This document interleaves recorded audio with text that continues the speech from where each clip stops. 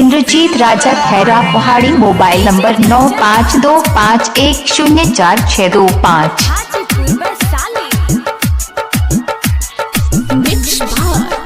Pallavi recording studio मछिया मोड़।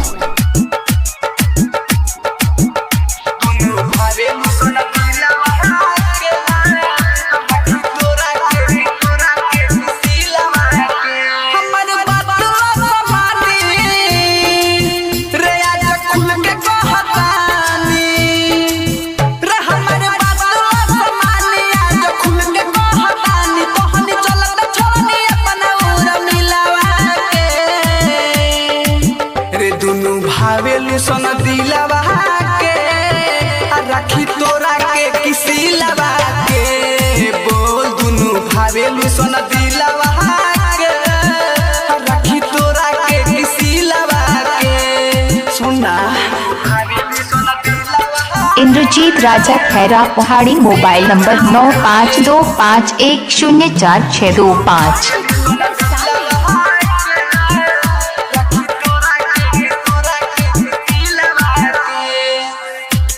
कमरिया 16 के उमरिया लगे उर मिलवा कमाल रे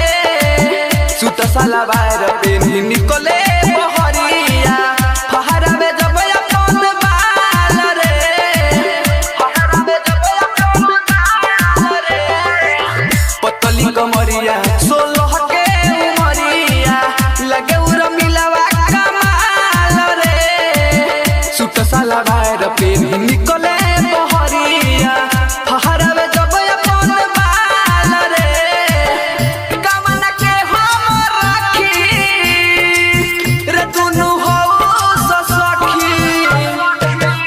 कमना के हम राखी दुनू हो सखी तो पते न लगतारू सचिलवा के रे दुनू भावेलू सन दिलवा के रखी तोरा के किसी लवा के बोल दुनू भावेलू सन दिलवा के रखी तोरा के किसी लवा के सुना। दुनू भावेलू सन दिलवा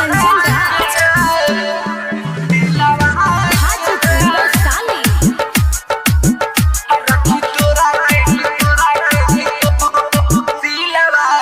गोरबा बदनिया चढ़ल बा जवनिया दुहनु बारू हो सोना खास रे एगो के राखी तो एगो खिसियाले जाई हम कवना के पास रे जाई हम कवना के पास गोरबा बदनिया चढ़ल बा जवनिया दुहनु बारू हो सोना खास रे एगो के राखी तो एगो खिसियाले जाई हम कवना के पास रे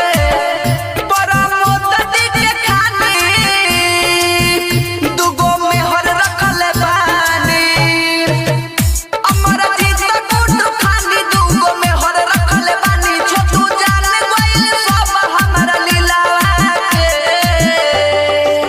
रे दुनू भावेलू सन दिलवा के रखी तोरा के किसी लवा के बोल दुनू भावेलू सन दिलवा